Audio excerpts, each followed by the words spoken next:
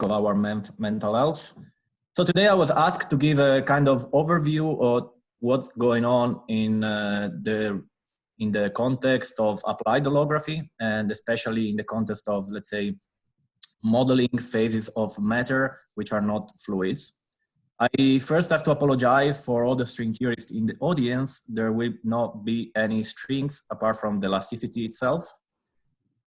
So yeah, as I said, big thanks to ICTS for the invitations. And also, if you are more interested in applied holography, we're also running another kind of network, and I really welcome you to subscribe and follow us. And again, before starting in all the papers and all the discussion, the physics discussion, let me thank all my collaborators, which a big part of the work you will listen to is due to them. So the plan of today. I want to tell you a bit of history. So how did we get to 2020, and how did we get to basically doing viscoelasticity in holography? And I want to spend some time, especially because most of you maybe are not familiar with the topic, to try to convince you why we are doing this and which are the motivations to do that. Then I will pass to two more specific issues that were raised recently in the last year, which has to do with the hydrodynamic description of these systems and with the dynamics of some excitations in the system, which are kind of puzzling.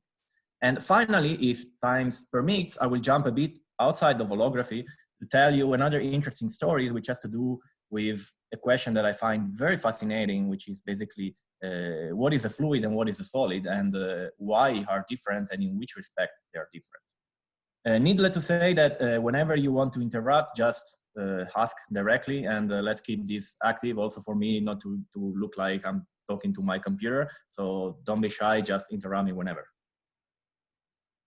So yeah, so what I want to start from is basically how we pass from hydrodynamics to the description of solid and to the description of viscoelasticity in holography. This started in 2002, and basically only in the recent years, so we needed basically almost 15 years to realize that holography was more than just fluids, and I will explain you in a while the reason why this took such a long time. So now, I don't think here I need this slide at all, but let me just focus for the sake of being everybody on the same page. So what is holography and what you need to know about holography? So the only thing that you need to know is that there is something that we don't understand, and this something that we don't understand can be related to condensed matter systems, like, for example, the always mentioned strange metals, or to something like quark-gluon plasma, or wherever situation which, let's say, is not tractable with usual field theory methods, because of several reasons. One, the most famous one is strong coupling, strong correlations, or the absence of the quasi-particles, etc., etc. So now the idea is that this kind of screen can be basically mapped out in a theory of gravity, which is, at least in certain limits, classical. And this is kind of easy. So this is what we know to compute, because just we learn from our GR course how to do it. And then the idea is very simple. It's just trying to find a problem that we want to understand and find a way to compute observable in that problem. So this is, in a nutshell, what holography, or at least applied holography, is doing. And of course, there is a huge literature where I'm not going into the details of that.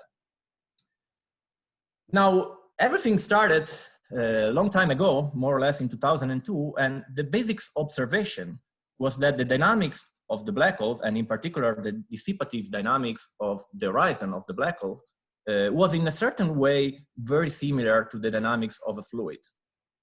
And this was later made more formal, and it was basically observed that the dynamics encoded in the gravitational fluctuations of this black hole are somehow reproducing what we know from relativistic hydrodynamics. And this is done in several ways. One of the ways is certainly doing the fluid gravity correspondence.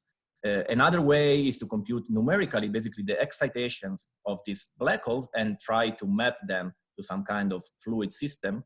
And of course, another big part of this story is transport. So one can compute transport properties of this setup and try to see how much they look like real fluids and what we can learn. And from all this shebang, of course, plenty of results came. The most celebrated one is certainly the Koftunson study that's bound on the shear diffusion. But then, of course, we learned that we can do much more than that. We can study sound modes, and we can study other excitation, and we can, let's say, make the system more complex. So now we want to jump to a completely different set of systems, which I will call solids.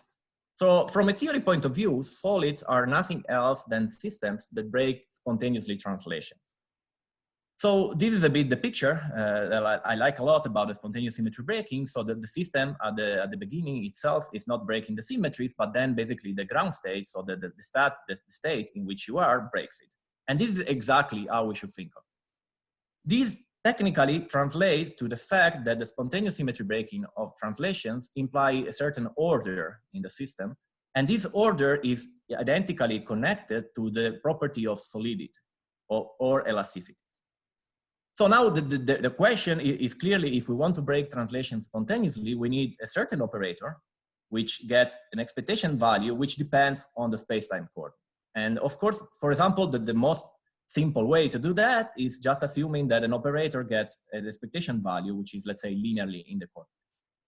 This whole industry was made much more formal, and it can be found, for example, in the language of modern effective field theories in this nice paper by Nicolis and et al., where basically they classify all the possible phases of matter only looking at the symmetry pattern. So you start thinking that our world in the UV is Lorentz invariant, but of course, when you go to the IR, to especially condensed matter phases, these are not Lorentz invariant, and then you want to understand them just looking at the symmetry breaking pattern of this Poincare group. So depending on how you break these symmetries, you can realize different phases, fluid, solid, etc. Now, in holography, the first idea was basically to implement exactly this kind of setup.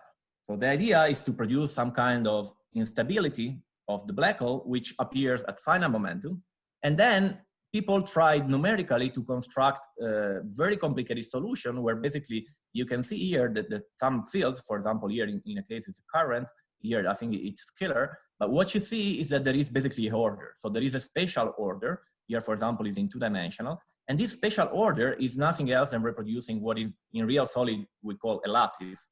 And this lattice is exactly the structure that breaks translation.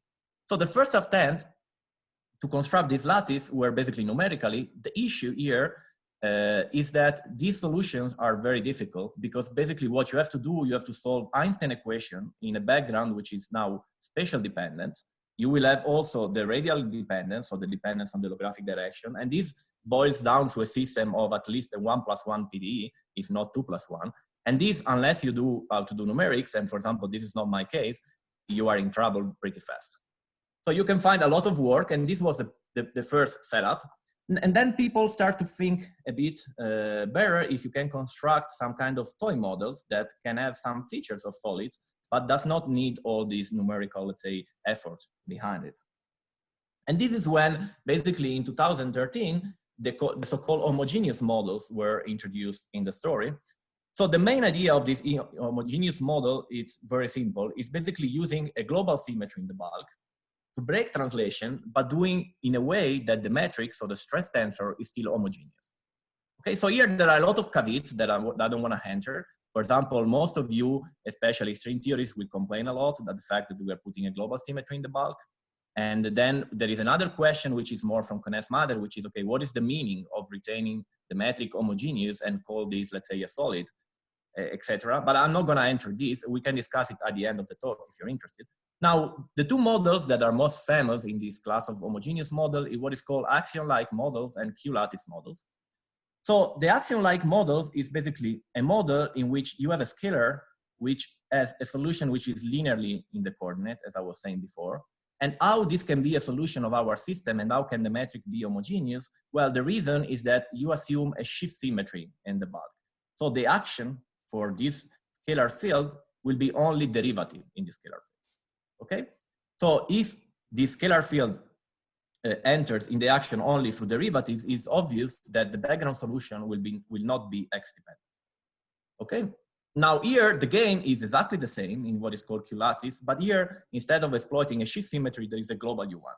So you take a solution like a plane wave and you assume that basically everything in the action depends only on the modulus of this complex scalar, and therefore any X dependence disappear. Okay? So in all these cases, the geometry, as I said, is homogeneous, but translations are broken. And this is what we will use as a toy model for holographic solids. Now, what do we get from these holographic solids? So this was the first, let's say, sanity check of these models.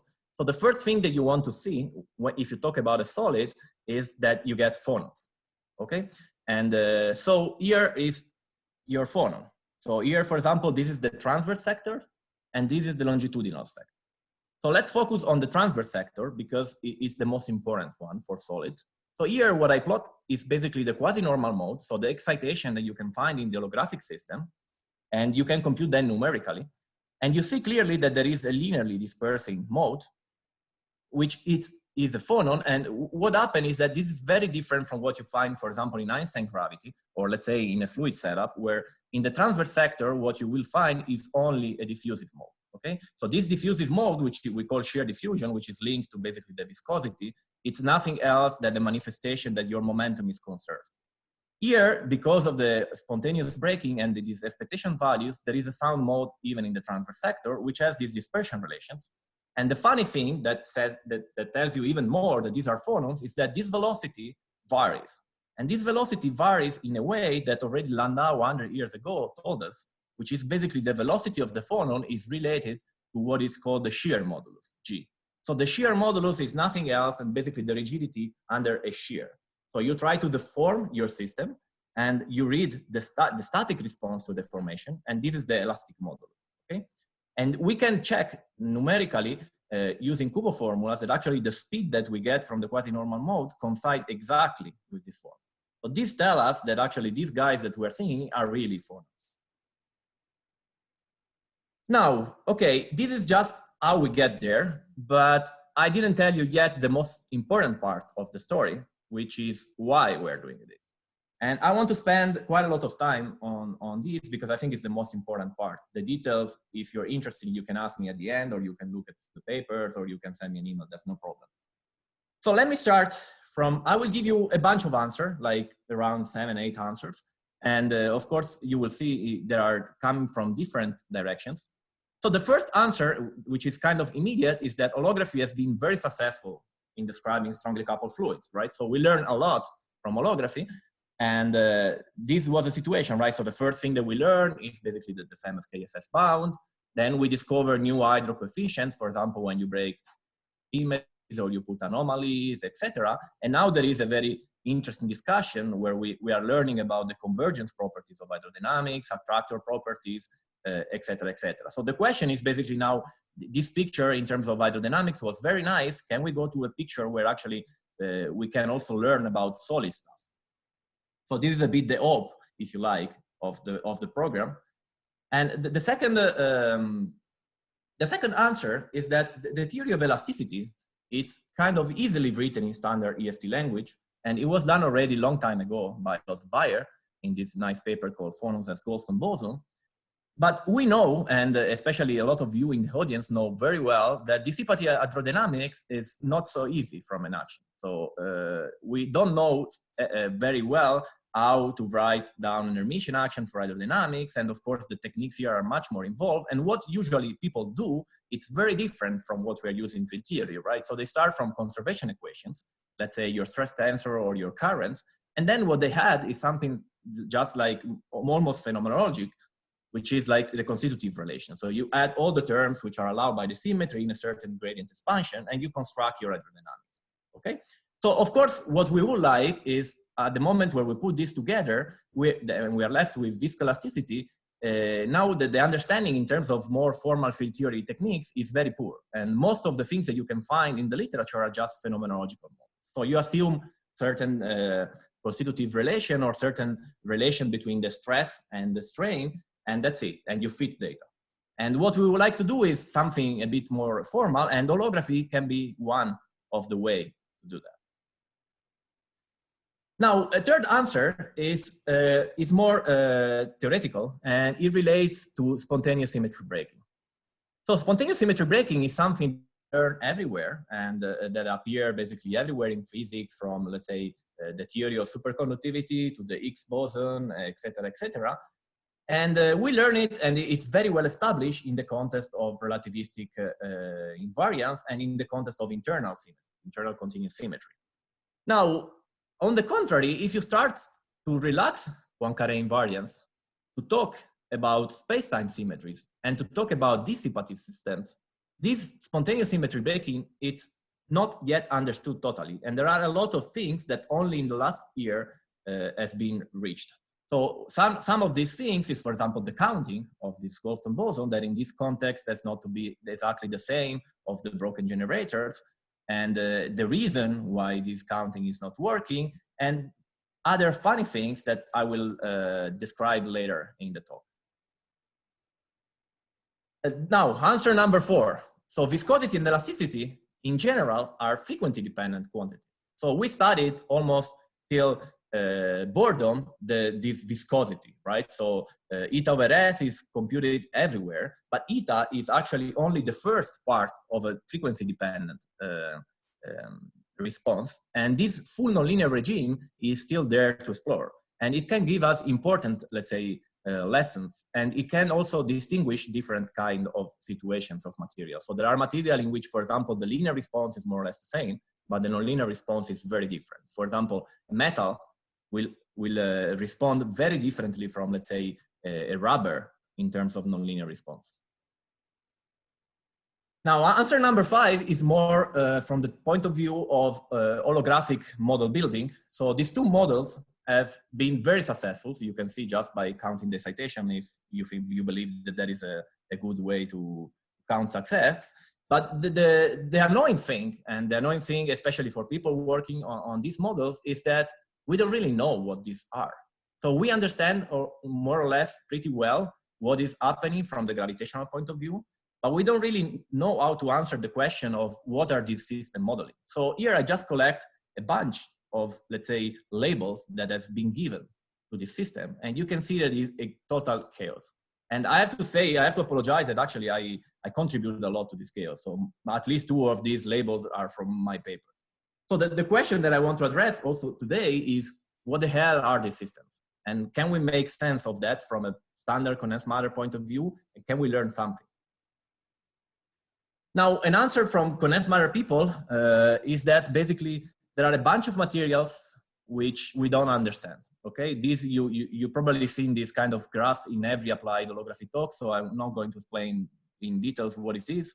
But the reason is that in all this material, there is a very complicated phase diagram, which includes a lot of different phases with a lot of different symmetry patterns. And inside the symmetry, these phases, there are phases in which translations are broken. In particular, there are these phases, which are called charge density wave, where basically the charge of the system align itself in a kind of periodic structure. And it's a very big question now in condensed matter to understand what is the implication of these phases in basically the onset of superconductivity and the offset of bad metal phases. On the same, let's say, lines, it's interesting to understand what happened to phonons in quantum critical matter. So quantum critical matter, and especially these strange metals, have been discussed a lot, but almost always in the context of electronic transport. So basically you will hear a lot about the conductivities of this, let's say, system, but you will not hear a lot about, for example, the nature of phonons. And the question that we want to ask is very simple. Imagine you have a scale invariant system, a quantum critical system. How do phonons behave? Do they behave like we learned from Landau book, or there is something more, or there is something different? And there are already some, let's say, proposal in the literature that this kind of bad metals behavior can actually become, well, can actually depends very importantly on the nature of the breaking of translation. And finally, there have been a lot of discussion in holography about the existence of universal bound and relaxation mechanisms. So this is almost always related to what is called this Planckian bound.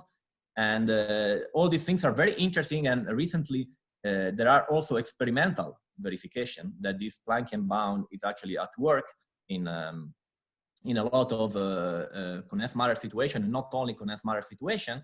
And the question here is, let's say, twofold. The first question is to understand to which extent these things is universal, it is or it's not.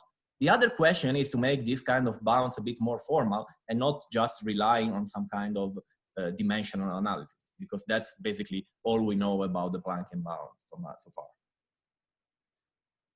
So these are the motivations.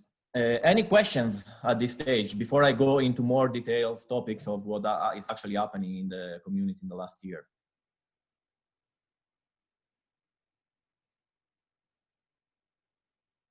No? Okay, then let's proceed. So the first two puzzles that I want to address are basically the hydrodynamic description of these models and a puzzle of stability, which I find very interesting. So first of all, let me tell you very, very, very briefly what I mean by hydrodynamics. So by hydrodynamics, I just mean the description, the effective description of the system at large distances and late time. So take your favorite system, which has a very preferred scale. So here, for example, is the distance between these two surfers.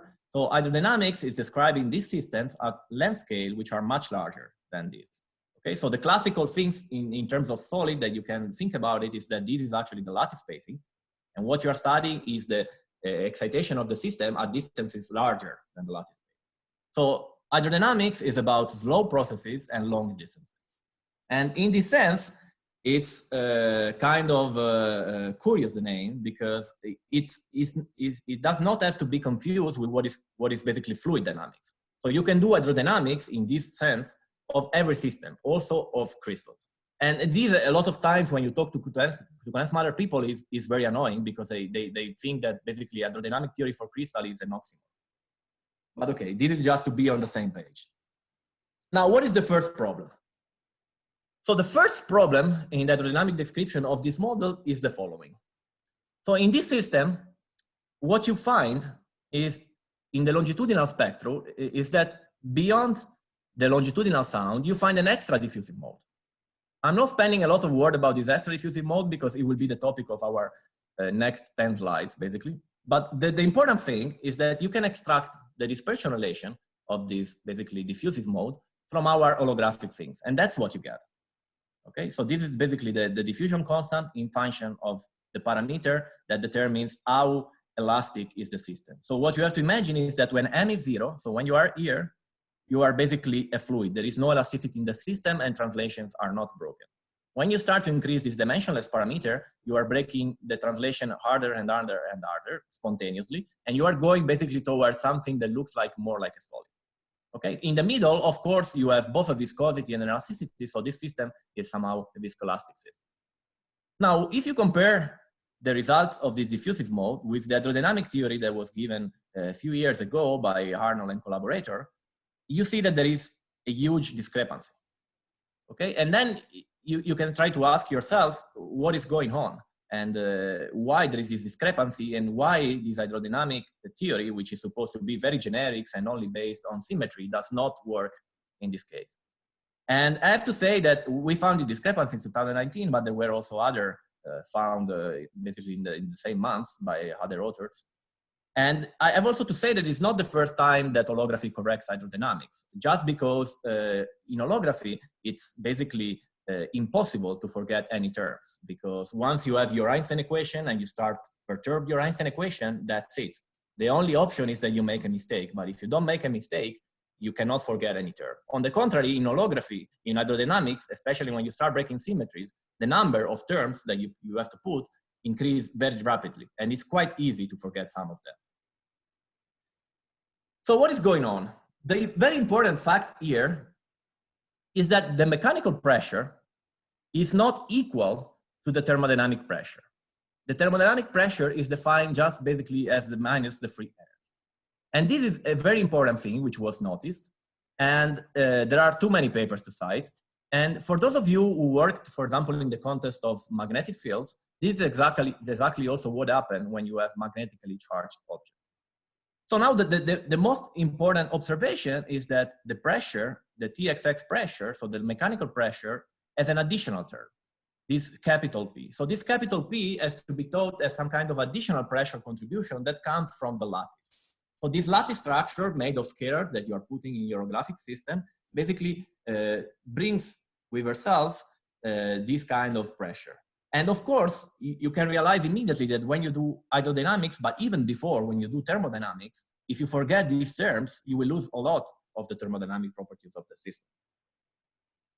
And this is exactly what this author later on in 2019 realized. So this author basically reconsider the viscoelasticity, the hydrodynamics of viscoelastic system in the most general setup. And they realized that there is space for one coefficient more, which was not observed, or it was not, let's say, added in the previous discussion. And as I will show you next, there is a reason why it was not added. But this, at least for matching, this holographic model is crucial. So what we learn is that basically in this holographic model, you need to put this coefficient. So it's a new transport coefficient. And very importantly, it has also temperature dependence, okay? So even if P is 0, we will see that the P prime, so the derivative with respect to temperature of this P, does not have to be 0. And this is crucial. Here I'm just showing you, you don't care much. The only thing that you care is that you see that from hydrodynamics, the diffusion constant depends on this P. And that's exactly where the mismatch was coming from. Now, if you put this P, you see immediately that everything matches quite finely. So here I'm showing you some of the transport coefficient from holography. So the dots are basically the numerical values that are extracted from the dispersion relations of the modes in the holography, and the black lines are basically the hydrodynamics predictions. And you see that everything matches very nicely. So now everything works. And now that we know that it works, we have to think and ask ourselves what is going on here. So first of all, there was a failed excuse, which has to do with the fact that the coefficient P that I was telling you is very tightly related to the minimization of the free energy. Hello? Yeah. So Matteo, just to going to the previous slide, Yes. Can you just say a bit more about what these terms are? What are these U mu news and H mu news and so on? Maybe here. Give some context. Right? Yeah, sorry. Yes. So this is our stress tensor. So here the U nu is basically the four velocities. And this is the usual just Minkowski metric. And so what you can see here, so if you forget about basically P, so if you set P to P and G and B to 0, you get the standard stress tensor for a relativistic fluid. Okay, where this is basically the shear viscosity, this is the bulk viscosity if you have some basically dilatations. And now the new terms that come from the fact that you are solid come from G, B, and P. So let's start. So G, what is G? So U mu nu is basically the strain tensor. So this determines the mechanical deformations of your system. And if you can understand it in a way that basically the strain rate, the sigma, that you are used to put together with the viscosity is basically the time derivative of this object. So this is a strain rate, and we know the fluid reacts only to a strain rate, but solid react also to strain, and the coefficients in front is called G. And this particular combination is just to make these things traceless, because the shear does not care about the change in volumes, and you can see that what cares about the change in volumes is actually B, which is the bulk model. So you can see here, this depends on the trace of this strain tensor, which basically determines just the dilatation, the change in volumes. And this P is something new. So this P is an object that was put here, and that's part of the question. Okay, so the G and B are basically the shear and the bulk modulus. Is that yes? Young's modulus? Yeah, these are the elastic modulus. Yes, they're the elastic modulus, and I'm just trying to understand. So you are adding this P and P prime for a relativistic kind of a solid in some sense. Yeah, exactly. Yeah. Okay, which has so some... accordingly to these authors, basically this is the most generic stress tensor for a relativistic system, which has both dissipative term like viscosities and also elastic terms. So that's what it is. Okay, but the elastic terms, on the elastic side, you're not putting dissipation or something. You're just putting the linear response, G and P. At least G and B are the linear response, linear elastic Yes. coefficients. Yeah. These are the linear elastic moduli. Yes. Okay. Correct. Uh-huh. And can you say something more about what is the P prime? What is the, like, so you said P is like the pressure of the lattice. What is P prime again? Yeah, so P prime, I don't think I have a slide, but P prime is basically thermal expansion. So it's how much the system expands when you warm it up, basically. So you can prove it. I don't think I have. It's actually del P by del T. Is it a derivative of P? Yeah. It's just dp dt, sorry. Yeah. P prime is just dp dt. Okay, so there's only one function P, and then its derivative also appears. Exactly. Yeah, exactly. Okay. And sorry, I should kind of like probably let you go. But one more question. So the statement is that this P is not a dissipative coefficient, right? Like it doesn't contribute. No, it's not. It's not a increase. dissipative coefficient. No. Yeah. Okay, so it is still some kind of response, some linear response. So if you check actually the dissipation, so if you check, for example, the entropy current, it does not end in the entropy current. So the entropy current is only sensible to basically eta and the dissipative coefficients. So it does not produce entropy, basically. Okay. So now what is this D parallel that you're talking about?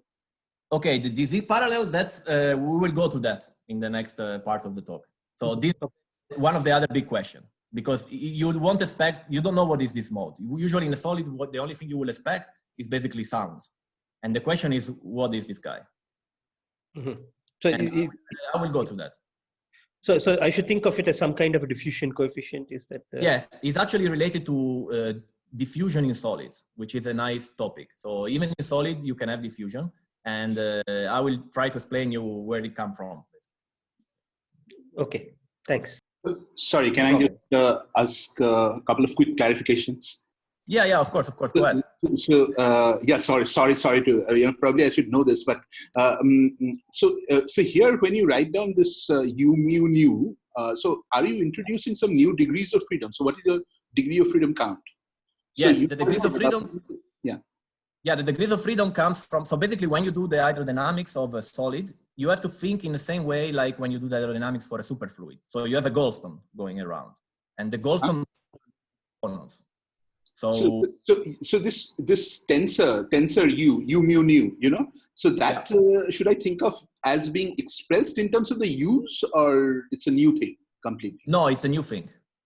It's a new thing which is expressed basically in terms of the displacement of the solid. So you're introducing some kind of structure, and then you are displaced this position close to equilibrium, and that's basically what this tensor is determining.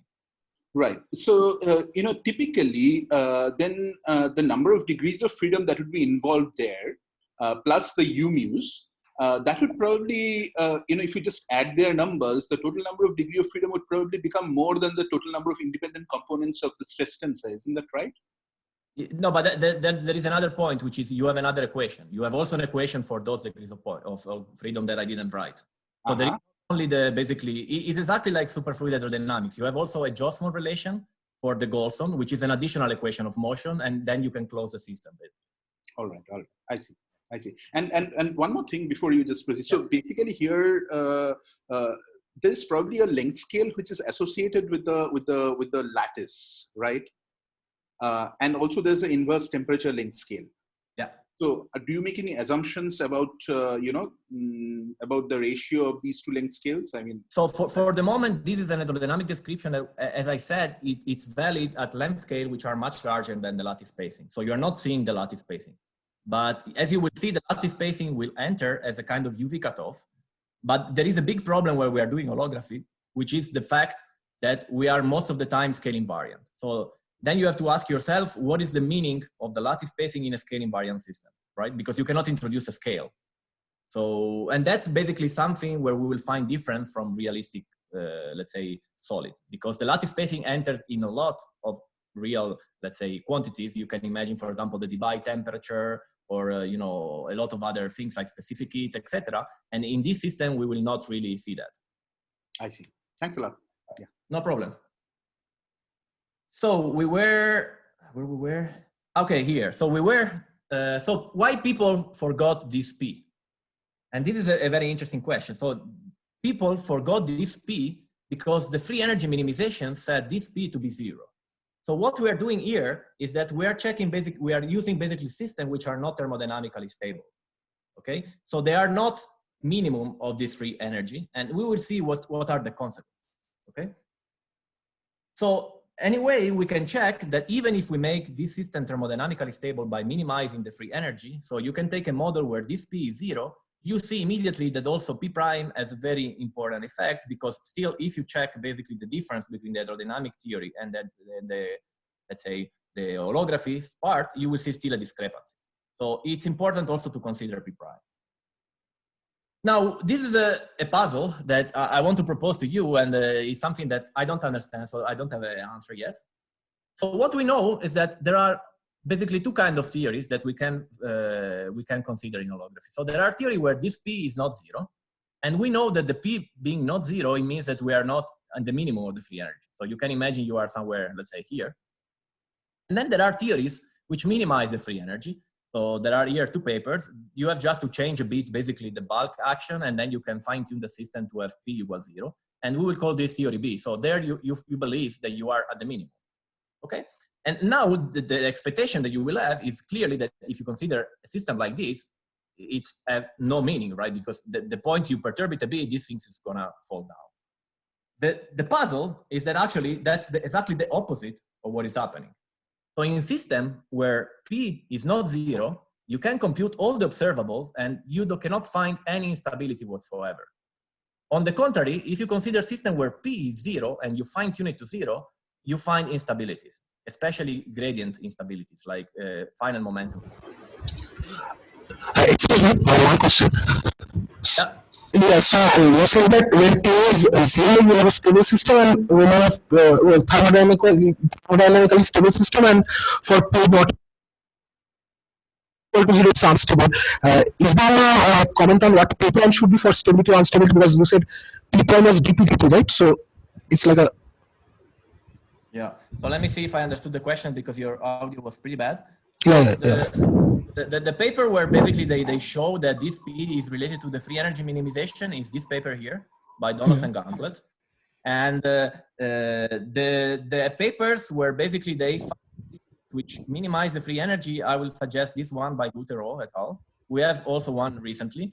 But the point is that this is something very recent that is not understood. So you will not find any answer anywhere in any paper. Okay. So it's something that we are thinking, and I'm just presenting to you to see if you have, you know, a good understanding of what's going on, because I don't have it. So I cannot say much more than that. What I can say is that at the moment, all the thermodynamically favored phases that we find in these models are dynamically unstable, and vice versa. The question is, how can that be? Is this some kind of metastability, or we don't see the instability simply because we are only checking linear response? So maybe it can be that when you go to nonlinear, let's say, deformation, this thing is totally unstable. But we don't know yet. So, and this go back to the main questions that I want to talk with you today, which is something that, you know, I work like 2 or 3 or 4 years on these models, trying to compute all the possible observable. And then, you know, maybe not very scientifically, I start asking myself, okay, but what are these models, okay? So this is a fundamental question, because at a certain point we want to apply and we want to say something about real materials, or at least class of universalities. So we have to understand very well what are these models doing. And here we go back to this diffusive mode that I was just asked. And sorry about that, here I changed the notation, I call it D5. So if you see the longitudinal spectrum of this system, this is what you see, moving momentum. So you see a sound mode, which is a longitudinal phonon, which has this dispersion relation. So it's just moving like this. And this is understood. So we know where it comes from, we know the dispersion relation and everything. But then there is another mode, which people call crystal diffusions, which goes on this axis. So it's purely diffusive. And the big question is basically, what is this mode? Okay, from a physical point of view, what this mode is the diffusion of what? So let me tell you very briefly what we know about this mode. So this mode appears in the longitudinal spectrum and is not present if you don't break translation. So in normal systems, like if you take, for example, Einstein gravity, you will not see any diffusive mode of this sort in the longitudinal spectrum. Notice that I'm not at finite charge. So this has nothing to do with the diffusion of charge. At the moment, I don't have any charge in the system. I'm just breaking translations. But now there is something which is more subtle. So this mode, strictly speaking, does not come from the breaking of space-time translations, but it comes from the spontaneous breaking of this global internal symmetry that we were putting at the beginning to make our system simple. So our system, remember, is made in a way that is always shift symmetric. So this phi, the system is basically invariant under a shift in the phi. And this is a global symmetry, internal. And this was proved explicitly in this paper. And the other thing which is very funny, which I want to discuss with you, is that this is a diffusive Goldstone boson. And then, of course, when you realize diffusive Goldstone boson, you should ask yourself immediately, what is this? Because at least myself, I never heard about a diffusive Goldstone boson. And it's a very interesting kind of object. Let's go. Other considerations is that in these models, translations are not broken to a discrete subgroup. So this is also the question that you just asked me. There is no unit cell. So the system are not periodic and there is no lattice spacing, just because we are building them this way. And even funnier, the system are rotational invariant and also scale invariant, which is certainly something that a solid is not. And this is a comment just for maybe more condensed matter people, is that there are no commensurability effects. So commensurability effects happen when basically you have two kinds of periodic structure. And when you set the periodicity of these two lattices to be, let's say, proportional, and you have effects in condensed matter related to that, and this is not happening here. And then there is another funny thing, which is already what I was describing before, which most of the systems are actually metastable. So to the best of my knowledge, there is no known Q-lattice or axiom model which is stable in all senses yet. Sorry, Matteo, just one clarification. In this earlier paper you mentioned of Nicholas and Rattazzi et al., in their classification, they didn't have this sort of breaking? Very good question. So the breaking is actually exactly the same, but as we will see in a second, this diffusive mode appears only when you are at finite temperature. So those effective field theory at zero temperature. Therefore, you won't see any dissipative effects and you won't see this diffusive mode. Oh, I see. Okay, thank you. Okay, so now we have to jump to a completely different things, which I learned recently and which is pretty cool, which is what are called quasi-crystals. So imagine this question. Imagine that your wife asks you to basically tile the floor of your kitchen, and you want to be, let's say, you want to show off, and you don't want to tile the floor of your kitchen with some boring squares, but you want something more fancy or more artistic. And you can start to ask yourself in how many different ways, or you can basically do the tessellations of the plane. And it turns out that, of course, there are simple ways exploiting periodic structures, but there are also other more fancy ways which are done in a way which is not periodic. So these systems are called basically quasi-crystals, and they have to be understood in a way that there is longer range order. So here you can see there is an order, but it's not periodic. So if you move, for example, from year to year, you see that there is no periodicity at all. So this has to be understood as in the middle between a periodic lattice and something like an amorphous system, like glasses, for example. So this is a completely amorphous system where you cannot see any order at all. And this is a bit in the middle. So you have order, but you don't have periodicity. And from the mathematical point of view, Penrose studied a lot of them and classified a lot of them. And one example in condensed matter are exactly charge density waves. So charge density waves are basically a system in condensed matter where the charge density likes to basically organize itself in a periodic structure. But the periodic structure that the density is provoking does not have to be exactly the same like the ionic lattice that is underlining. When the two are not the same, this is called incommensurate charge density wave. And this is exactly what happened in these strange metals phases. Now, just to tell you, I mean, these are real things. So, and also even a Nobel Prize was given because of this. And now there is something which is a bit mathematical, but it's very, very, very cool, which is what is called the superspace description of this quasi-crystal. So to make it, let's start from the statement. So the statement is that an aperiodic crystals can just be seen as periodic crystal in a higher dimension cut at irrational angles. So what does it mean? Let's start from this picture, okay? So let's imagine that my quasi-crystal is a 1D, so it's just a line. And what you can see here is that if you start from a 2D periodic crystal, so here you can see, for example, a nice cubic lattice with some lattice spacing, and then you cut it with a line, okay? And then what you call, basically the real material is basically living on this line. And then what you do is that you see that if this angle is rational, here I took, for example, I think 45 degrees, and you project the lattice point of the higher dimensional crystal to the lower dimensional crystal, you see that still it's a very periodic structure, perfectly fine. With, of course, a different lattice spacing that depends on the angle of the projection, but nothing else. Now, if you do the same game, but now you take an irrational cut, and you do exactly the same game, so you start projecting basically the lattice point, you can see that the lattice that you get in 1D is actually not periodic. So here, for example, to prove that, you can call basically the long distance L and the short distance S, and you can see that these crystals here is just this kind of sequence, which is not periodic. So here you see that, for example, you have 2 more than what you have here. So here you see that there are 2 close, and then here there are 2 in the middle of the 2 close. So basically, this is a mathematical theorem. So you can prove it mathematically that every structure which is not periodic can be made periodic in higher dimension. Okay? So this means that we can maybe understand this non-periodic structure looking at 1 dimension more. And you can ask yourself, okay, but we are making a big deal of this periodic versus not periodic, etc. But is there any difference between a periodic crystal and a non-periodic crystal? And the answer is yes. So crystals which are not periodic, they have an additional Goldstone mode. And this additional Goldstone mode is called the phazon. And very surprisingly, it's diffusive. So here you can see, for example, an experimental verification of this. So you can see the diffusive. So this is the inverse of the lifetime, which is basically this guy here. And you can see that in function of Q square is more or less a line. So where these diffusive modes come from? So these diffusive modes come from the displacement in the internal space. So if we go back here, now you see that if you take your crystal here, which is periodic, which is not periodic, there are 2 kinds of displacement. One is that these atoms here are just oscillating along this line. And these are the normal phonons that you will have in any crystal. But then there is another displacement, which is you take the full line here and you move it up and down. And you can convince yourself that, of course, the projection of these guys will not change at all.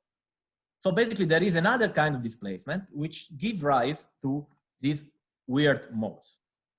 Now, if you want to understand it a bit from another point of view, the phonons are really the translations of the atoms, while the phasons are the rearrangement of the atom. So you can understand these things like the atoms, when you are at finite temperature, as some kind of energy or freedoms to move a bit around. Okay, so this is not so different from what happens in a liquid, but of course here, this kind of motion is very, very suppressed. So you need temperature. That's why you need temperature. So if you don't have temperature, these guys can only oscillate like this, but cannot move around in a diffusive way because the potential forces to be here. And now, what is this internal direction? If we go back to our holographic model, we can realize that actually we have something very similar. Because let's start from these things, right? So we have this system, where the scalars assume basically this linearly in coordinates expectation value. And what happened? It happened that this profile breaks actually 2 different symmetries spontaneously. So it breaks, of course, the space-time translation, because now if you change, you know, x to x plus something, this is not invariant, but it changes also the internal space, the internal translation, phi to something plus phi. And it breaks in a very weird way, which is basically to the diagonal of these 2 groups. And this is exactly the secret why these models are homogeneous. And here you can see a picture. So basically you have 2 kinds of displacement. So if you imagine that this space phi is now a kind of external space, which is not in the real space-time coordinate, but is some field theory, let's say, direction, you can understand that basically you can move in the space-time direction, but you can also move in the field theory direction. And what I'm going to argue is that actually this field theory direction, the spontaneous breaking of this displacement here, is exactly what gives rise to this diffusive mode. Now here is what I was telling you already. This is just some, don't pay too much attention, but what you have to understand is that basically this D parallel vanishes at 0 temperature. So this is the most important thing. So this means that this phason or this diffusive mode are thermally activated processes. So you need energy for do these jumps in the crystals, okay? And this has also to do with this diffusive nature. So this brings me just to a flash slide on field theory, which is very interesting. Because then when I found this diffusive Goldstone in holography, I started searching in the literature of effective field theories, where are these diffusive Goldstones? And surprisingly enough, you will find very, very few. So all the things that I found are basically these 3 papers, which you can see by yourself are quite recent. So let me tell you very briefly what is happening here. So this is the green function for the phonons, or the Goldstone boson in general, let's say, and A and B are just basically determine the various Goldstones. So you can have more symmetries broken, and therefore you can have a full matrices of basically Goldstone. Now, this term that you can see here is basically a mass term for this green function, right? Because it does not depend on omega or k or the 4 momentum. So this is related to the explicit break. So you can forget about this. Now, these terms here is the terms which is relativistic invariant. So usually these terms is nothing else than the usual dispersion relation for the Goldstone that you will find, for example, in the Goldstone theorem that tells you that omega is U k. But then there is another terms which was discussed a lot in non-relativistic system. So in non-relativistic system, these new terms is what is called the Watanabe-Browner matrix. So you can call these things rho AB is usually called. And importantly, this is antisymmetric. So then this matrix more technically is related to the commutator of the broken generators. So every time you have 2 broken generators that do not commute with itself, this matrix is not trivial and it gives rise to very weird things. These very weird things are basically 2 things. The first fact is that the number of the Goldstone is less than what you expect. And this is something that, for example, in nature is realized in ferromagnets, in magnets. Another very non-trivial thing is that the dispersion relation does not have to be linear anymore. And it gives rise to what are called these type B Goldstone or type 2 Goldstone that goes like quadratically. Now, this paper made a step further and they discussed the same kind of setup, but in dissipative system. To tell you what they did exactly, they consider like open systems, like system of the type of Langevin equations or Brownian motion or Lindahl equations and stuff like that. And they ask a very simple question. Imagine I have a system which is losing energy in some bus. And now imagine that in this system, there is some spontaneous symmetry breaking appearing. Okay, so you can imagine the simplest setup that they consider is, for example, just a Mexican potential coupled to some buff, nothing else than that, okay? And what you realize is that not only you can have Goldstone boson, which are weird in the sense of weird dispersion relation, but you can even have Goldstone boson, which are actually diffusive. And this is where they realize that. So what they claim is that you can get diffusive Goldstone boson with dissipation. And now you can ask yourself, is this real? I mean, are there anywhere something like this? And yes, it is real. So there are several examples where these diffusive Goldstone boson are realized, and most of them are systems where energy is dissipated. Yeah. Sorry, Matteo. Before you go into the examples, can you just go back to the slide? Yeah. So is this somewhat similar to, let's say, how Hall viscosity works in 2+1 dimensions? That there is some kind of a linear term, but it is not. But its antisymmetric part is like non-dissipative, and the symmetric part is the usual viscosity and so on. It's very similar. Yeah, it's very similar. So this matrix, of course, these terms here need you break some symmetry, parity, for example. That is what happens in this whole viscosity story. Now, okay. So yeah, you're right. It's very similar. So this matrix is actually these terms. When you put a magnetic field, some matrix like this appear. When you break parity, it appears. So yeah, it's related to that. So this Watanabe-Browner matrix is also, needs some breaking of parity or time reversal and things like that. Or? Let me think about it.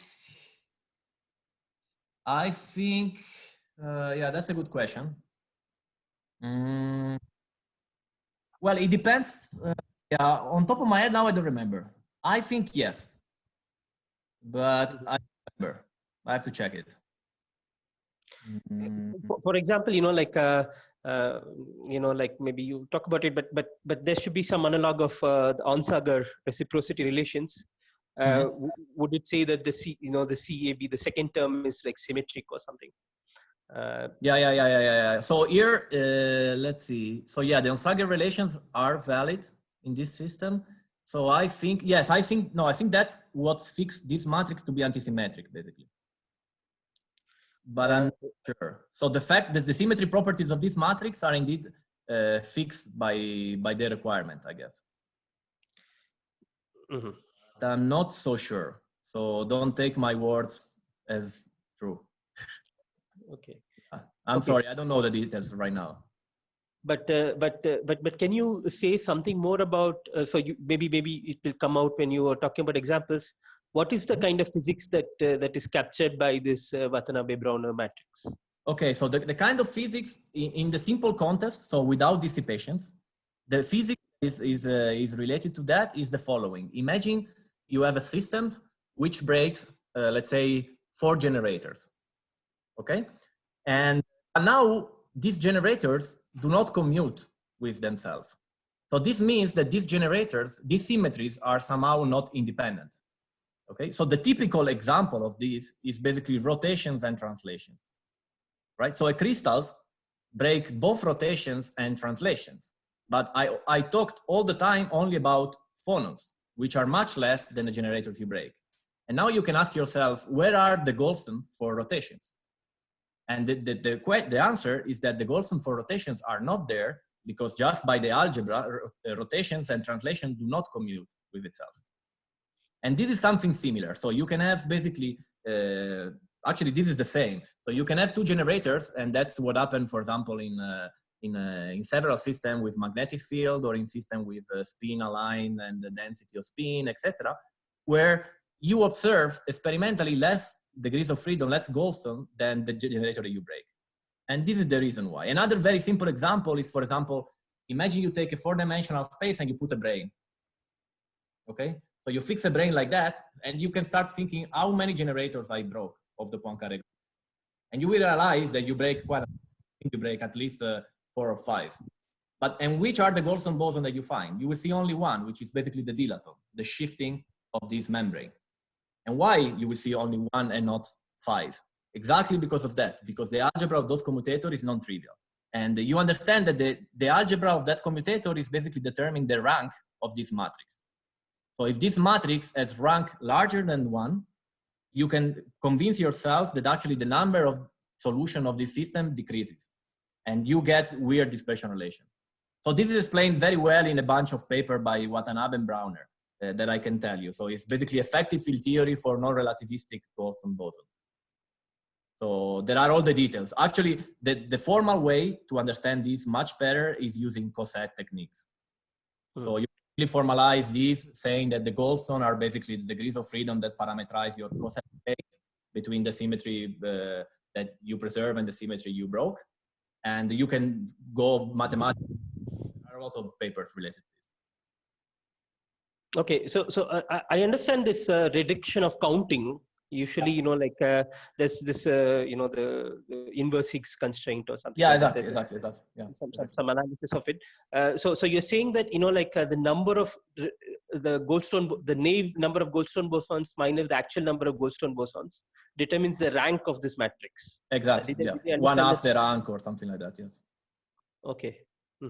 So in some sense, this kind of encodes this inverse Higgs constraints in some dynamical way in the Green's function. Is that a way to understand what you're saying? Or yeah, it's not. Yeah, it's not so different from the inverse Higgs constraint. So the inverse Higgs constraint is usually discussed only in terms of space-time symmetry, but this is more general. So this is whatever symmetry you basically discuss, you can find out the algebra of the commutator of the generator, and you can find basically what is this matrix. And exactly what you're saying, this matrix basically parameterizes the difference between the actual Goldstone boson that you see and the number of generators that you broke. Okay. Yeah. Okay. And I was saying, then you can ask yourself if this is real or not. And yes, it is. And one curious example where actually this kind of hydrodynamics is at work are flocks. So it's quite surprising, but these kind of flux follow some kind of hydrodynamics description, and there is a diffusive mode there, and which looks very similar to what we were discussing. Now, in the last part, I want to just go back to Earth and forget about holography. So I want to ask a question, which is much before the holography, that I step upon talking with some condensed matter people recently. We wrote a review, and I find it very interesting. And so the question is simple. The question is, what is the difference between a fluid and a solid? And as you can see, what I was thinking at the beginning when they asked me this question is that they were thinking about something like that. I was like, come on, you are really asking me the difference between a fluid and a solid. This is simple stuff. I mean, but then I realized that it's not so easy. So let me just recapitulate very, very, very briefly what I mean by solid. So by solid, what most of the people will tell you is that the difference between a solid and the fluid is that solids have propagating transverse shear waves, okay? And this comes basically from all these stories of breaking, translation, etc. On the contrary, if you think about fluids, what you think in the transverse sector is that you have shear diffusion. So this is related to viscosity, right? How you get this is very easy, right? You assume your continuity equation or your current, you assume your fixed law that determines basically the constitutive relation of this current, you put them together and you realize immediately that there is a diffusive mode. And if you follow hydrodynamics, for example, if you follow relativistic hydrodynamics, you see that this diffusion constant is nothing else than basically E tau over ST, okay? So this is basically, this difference here is the main difference that everybody will tell you about solids and fluids.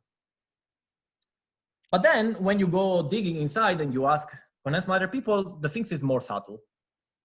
So first of all, it is well known that if you go at very high frequency, a frequency larger than what is called the Frankel frequency, and I will tell you in a while what this is, actually fluids behave exactly like solids. And this is proved in several experiments. So here you can see, for example, an experiment that shows the high frequency longitudinal and transverse dynamics in water. One thing that I have to warn you about is that, and it's related to a mistake that I did when I gave a talk in front of soft matter people, is that water is very far from being a simple fluid. It's actually one of the most complex fluids that we know in nature. And so don't take these as the example of the simplest fluid. But anyway, so what you can see here is that if you do scattering, so this is a neutron scattering, and you can see that basically every peak that you see here is related to some excitation in the system. And very surprisingly, you don't see only the longitudinal peak, but you see also the transverse peak. So this means that at large frequency, there is some transverse dynamics even in fluids, okay? And this is well known, and it was already written 100 years ago in this nice book by Frankel. And now I want to tell you how experimentally they check the difference between solids and fluids. So the main experiment to check the difference between solids and fluid is what is called basically a strain deformation experiment. So what you do, it's very simple. So you have two discs, and you put your system inside here. So you can put, for example, your toothpaste or your honey and whatever. And what you do is basically you start applying a strain deformation. And for simplicity, you apply it like periodic. And what you measure is basically the stress response that you get on top. Okay, so this is a very simple mechanical experiment.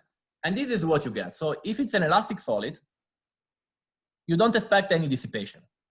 Okay, and therefore you apply a strain like something like this, and what you get is basically a stress on top, which is just basically a multiplication. Okay, so it's completely on phase, in phase, and the multiplication factor is exactly what we were calling the elastic moduli in the hydrodynamic description. Now, if you do the same in a perfect viscous fluid with no elastic modulus, you will find that actually the strain and the stress are completely out of phases, and the phase is pi half. And this is related to the fact that the system is viscous. So viscous means that there is a delay in the response of the system, okay? And this delay is indeed related to the viscosity. And this is what you get. Normally, on the contrary, in a system which is viscoelastic, you will see something in the middle, where basically the angle between the strain and the stress is between 0 and pi half. Of course, the closest to 0, the more you call these things elastic, the closest to pi half, you call this fluid. And this is basically the mathematics of this thing. So you put a strain, which is, you parameterize it like this, and you read basically the stress, and there is a phase between the two. right? And then this phase is basically exactly this phase that we're discussing here. And in the language that we're used to, so in the language of, for example, green functions, you can define just a relation between the two, right? The stress is proportional to the strain through a green function. This actually is called in rheology, so in this kind of physics field, is called the complex moduli. And then you can divide these as the G prime, which is the real part, and the G second, which is the imaginary part. So this part here takes in account basically the non-dissipative effects, and this is the dissipative effects. And with just some mathematics, you can realize that this angle here, actually the tangent of this angle is nothing else than the ratio between the real part and the imaginary part. Now, this is what you see in experiments in real systems. So if you take a solid, and this is a solid, okay, you will see that G prime is much larger than G second. So basically the viscous effect, the dissipative effect can be neglected. And the response in frequency is more or less constant. On the contrary, if you take a fluid, you will see that actually G prime and G second are very comparable and they grow, okay? And the initial growth that you see here in G second is linear, and this ratio, this slope here is exactly the viscosity, the zero frequency viscosity that we are used to. Now, why this is funny? This is funny because there was an experiment recently in Paris, and this was the result of the experiment. So basically, they put a strain and they measure the stress, and you can see here that stress and strain modulo normalization, they are exactly one on top of each other. So here you will say the phase is exactly zero. And then you see the G prime and G second, and you see the G prime is at least one order of magnitude or even more larger than G second, okay? So now the TV quiz is basically, what is this system, okay? And this system, you will say, well, it's a solid. Why are you actually, bothering us with this? Well, I'm bothering you with this because this is actually water. So this experiment it's water, and it is the proof that basically water and the fluids can support propagating shear waves. But the funny thing is that it contradicts what I told you before, because what I told you before is that fluids support propagating transverse wave only at very large frequency. But look here, the experiment. So this experiment is going almost to zero frequency. And still, you see propagating transverse shear waves. So then we get aware of these things, and we're like, so these people here from this experiment are basically claiming that something very weird is happening, and that liquid can support propagating shear wave also at low frequency. So it looks like liquid are behaving like elastic solid at low frequency. So what the hell is happening here? And in all these slides, there is one thing that you should, spot, which is very important, which is this number here. So this number here means that you are probing these things at very short distances, okay? And this is the key.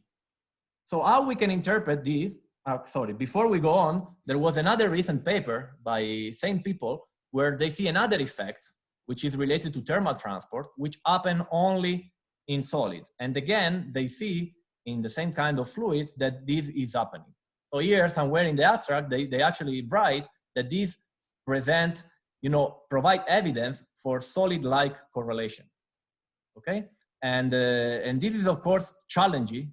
You see, this challenges a dogma in fluid dynamics. So now, as a theorist, of course, the big interest is, okay, how can I explain this, right? So this is what we try to do, and we wrote actually an extensive review, which appeared recently in Physics Reports. And since I'm already out of time, I'll try to be a bit fast, but I want to tell you this because I think it's very interesting. So this starts a long time ago with what is called the Maxwell-Frankel approach. And it started from this simple equation. Okay, this is a very simple equation, which is called sometimes telegraph equations. And you can see that if you remove these terms, you get just a purely propagating wave, let's say a normal transverse propagating wave. But if you add this kind of term, which include a relaxation time, and I'm going to tell you in a while what is this relaxation time, you get two solutions which look kind of weird. So how this solution looks, well, if you compute the real part of this solution, you will see that for momentum small than what we call k-gap, so momentum smaller than basically the root of this square root, you will realize that there is no real solution. But the only solution that you will see is a diffusive mode. Okay, so in this regime, at large distances, basically this kind of equation predicts a totally understood diffusive mode, and therefore the dynamics is basically the one of a liquid. But then you start to increase momentum, okay, and you go basically at small distances, and you find out that at a certain point, a propagating mode appears. And this is exactly what happened here. And if you set here, for example, at large K, you will see that the dynamics is totally propagating, totally ballistic. Okay, so this equation is basically producing a propagating shear mode that can be also low frequency, but the caveat is that of course you have to be at large momentum. And this, okay, technically it happens because there is a collision between an hydrodynamic mode and a non-hydrodynamic mode that produce this kind of behavior. Now, there are a lot of things related to this. So if you're interested, I suggest you to look at this paper, which is kind of a long one, but interesting. Now, the phenomenology, where this tau come from? So this tau is related more or less to what we were talking before. So this tau is the average time of rearrangement of molecules. So you can understand a liquid as basically a bunch of molecules that lives at the bottom of a potential, but they have also the freedom to basically jump time to time around.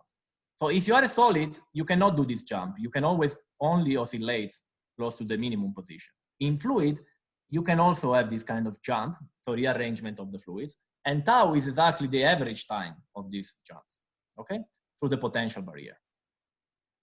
So the physical meaning is that if you look at a liquid, basically, if you look at distances which are smaller than basically these minimum distances, the dynamics is pretty much the same of a solid. And this distance here is nothing else than basically the propagation length of the transverse waves.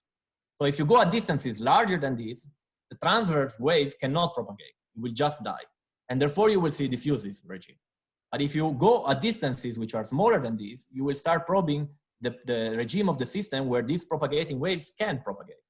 And therefore you will see something which looks like a solid. And this was checked also in molecular simulations by my collaborator. So here you can see a molecular simulation. So what they do is basically they get a very big computer, they start putting a potential, usually a Lennard-Jones potential, and they start basically computing the dynamics. And you can see the dispersion relation, and you can see this kind of K gap appearing between frequency and momentum. And you can see that actually the K gap increases with temperature.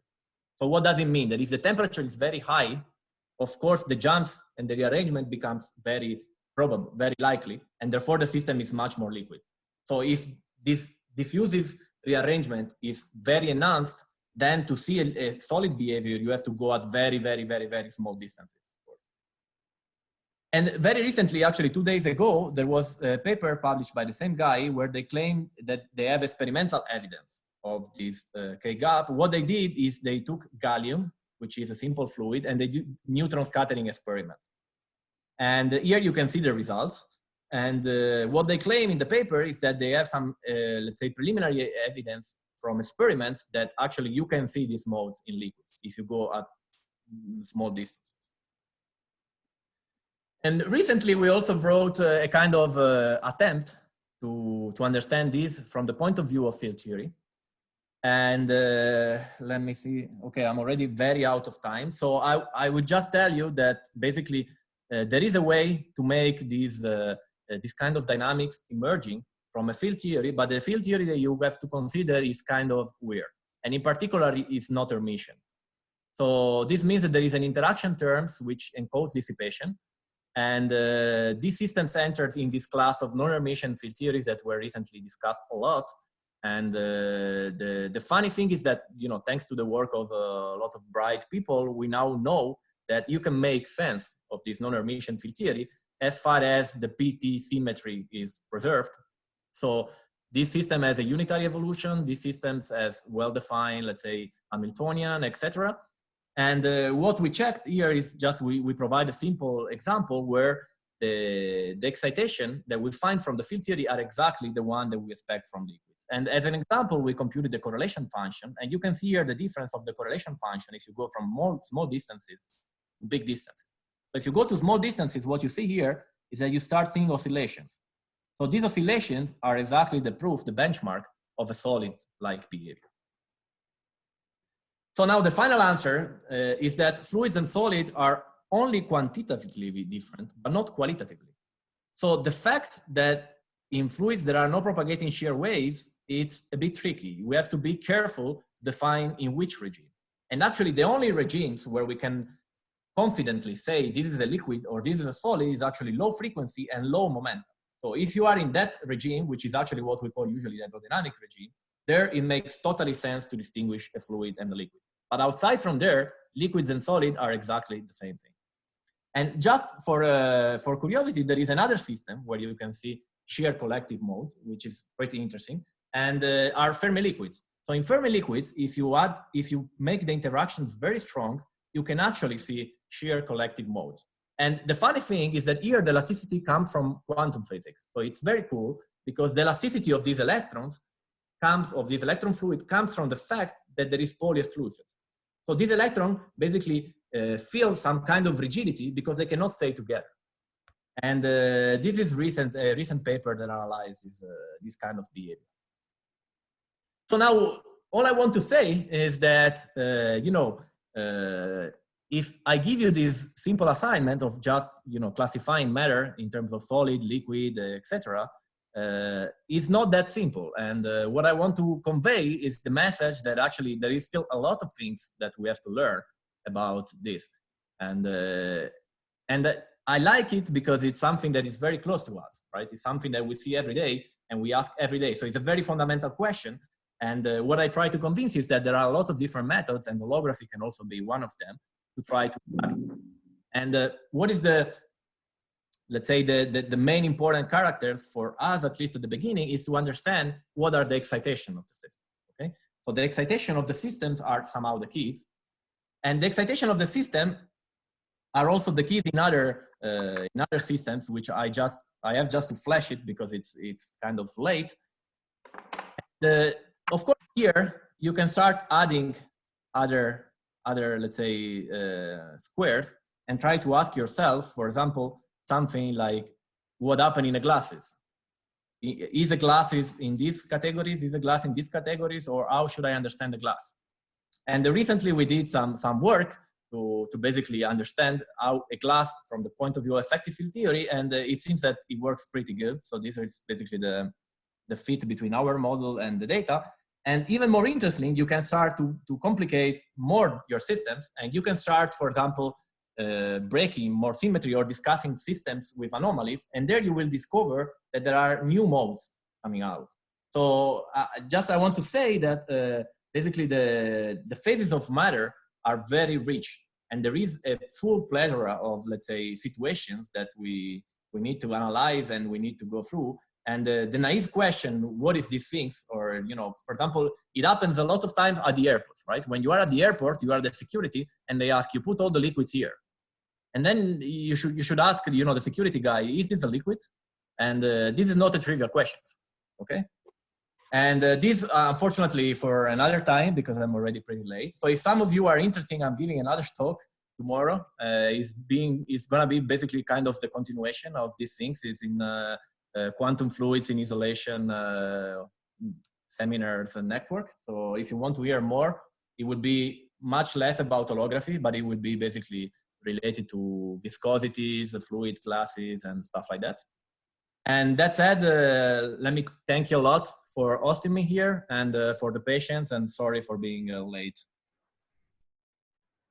Thank you very much, Matteo, for the nice talk. And if you have any question, please ask.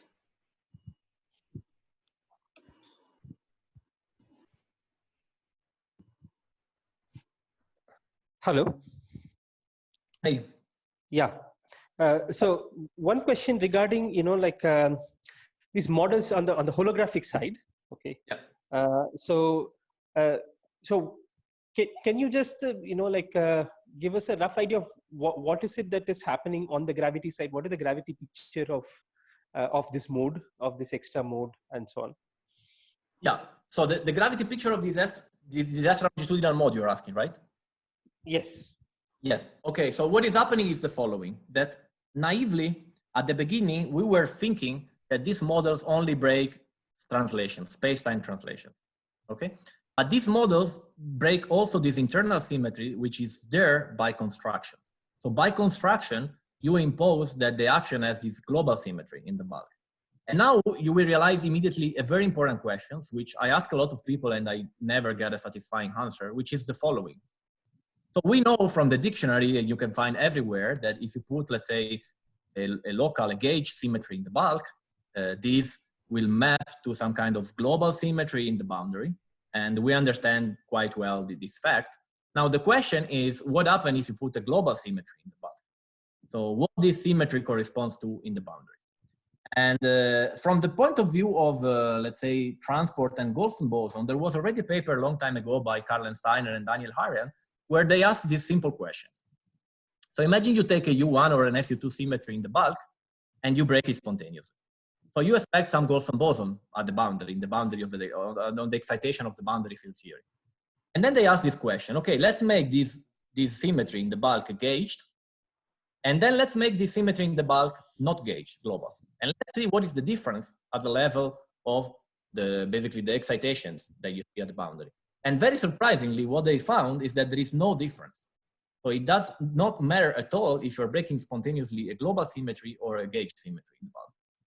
And this goes to the question that basically, what are these modes? So my understanding is that these modes will be actually, if I gauge this symmetry, so if I gauge these internal symmetries, there will be a conserved current associated to this internal symmetry. And this internal symmetry will be basically nothing else like kind of the conservation of mass density in a real solid. So in a real solid, mass density is conserved, but of course mass can move locally in the system. And basically the diffusive mode is related to the conservation of this mass current, if you like, in the non-relativistic system.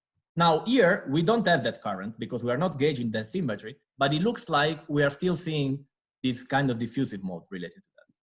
So from the more computational point of view, you can really check explicitly with computations in the bulk that this mode is there. So you can solve the equation perturbatively at small frequency and small momentum, and you can see exactly that modes come from the breaking of the internal symmetry. So the way to do it is actually in a paper by Donos, and what they did is they construct a model where you can kind of separate the space-time symmetries and the internal symmetry. So you can decide to basically do not break the space-time symmetries, but break the internal symmetry. And that's exactly what they do.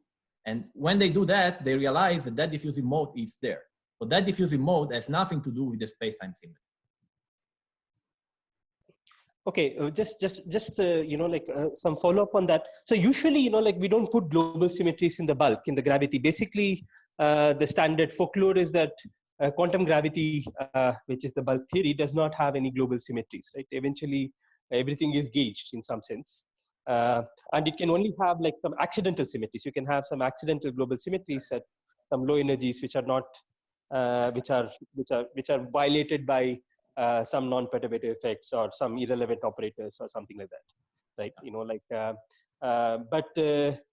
so should I think of it something like that? That it is some kind of an accidental symmetry that is there in low energies in the bulk, and there is some current associated with it, and there's some diffusion associated with it. Is that? Yeah. So yeah, exactly. So let's say there are different approaches here.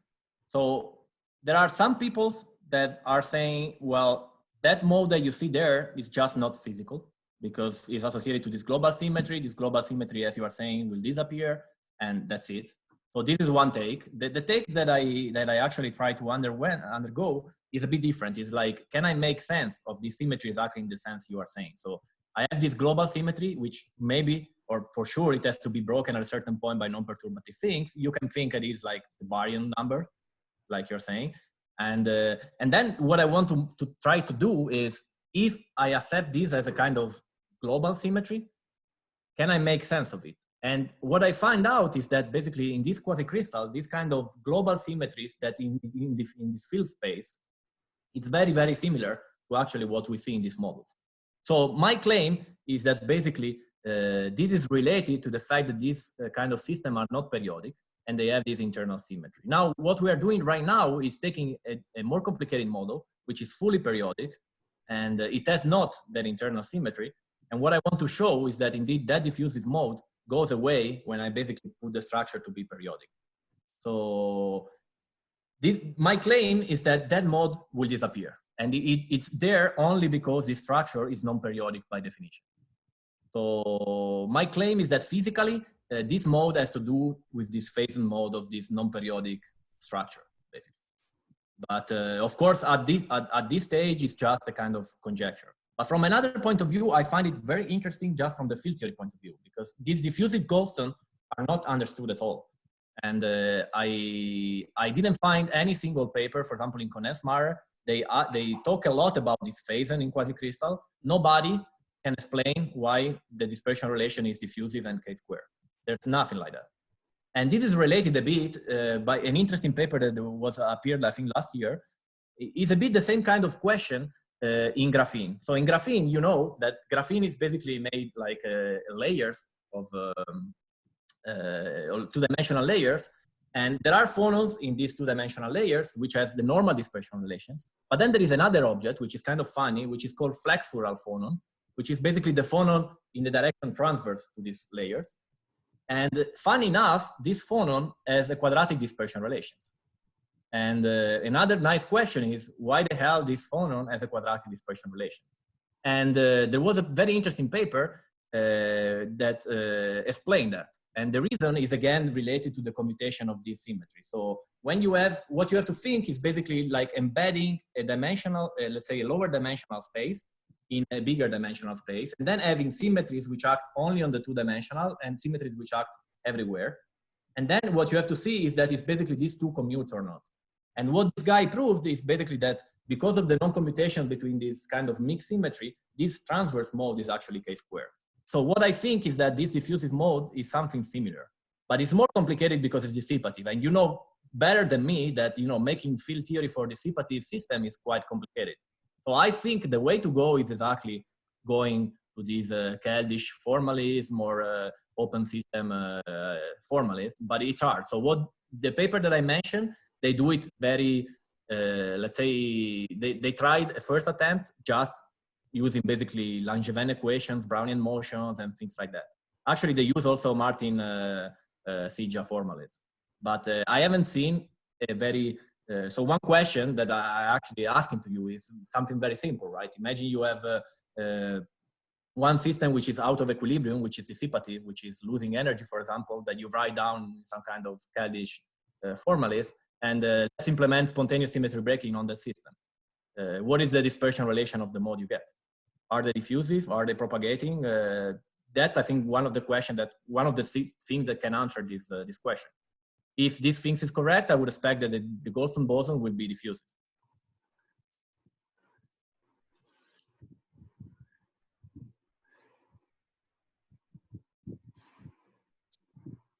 Okay, thanks. Welcome. Any more questions?